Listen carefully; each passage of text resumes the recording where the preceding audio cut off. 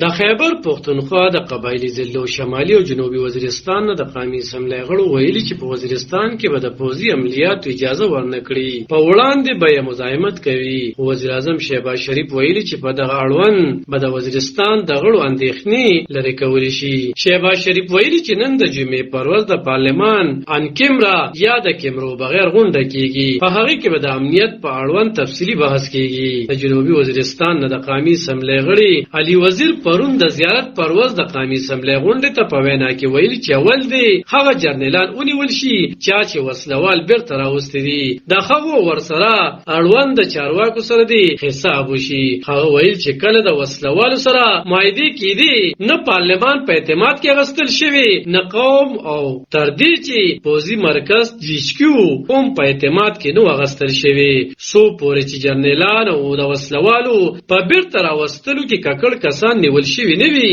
او حساب ورسره نه وي شوي، موږ اپریشن نه پرېږدو، په وړاندې به مزاحمت کوو. له دغه وړاندې د شمالي وزیرستان نه د قومي اسمبلی غړي محسن داوړ هم په پارلمان کې په وزیرستان کې د عملیاتو په اړوند اندېښنه څرګنده کړې وه. په 9 اپریل د وزیر اعظم شهباز شریف په مشرۍ د ملي امنیت په غونډه کې ویل شوي وو چې د ټول قوم او حکومت سره په ګډه د ټول اړهیز کوټلو عملیاتو پیل کولو منظوري ورکړې شوې ده. کم بچي د یوې نوې جذبې او نوې ارادي سره مل د ترهګرۍ د لعنت نه پاکړي. د قومي اسمبلی غونډې ته په وینا کې د دفاع وزیر خواجه آصف د علي وزیر د خبرو تایید کړي چې دوی سم وایي، د خلکو سره دی حساب وشي. هغه ویل چې دا لسیزو راسي زمونږ د ریاست د غلطو پالیسیانو نتیجه ده چې امیرانو شروع کړي او پیل یې جنرال ضیا کړي وو. خواجه آصف زیاته کړي چې اوس چې تازه کم حالات جوړ کړي شوي، دا خلک راوستل شوي او آباد کړي شوي دي او هغوی د ترهګرۍ نه علاوه بل خړسو پیژني نه.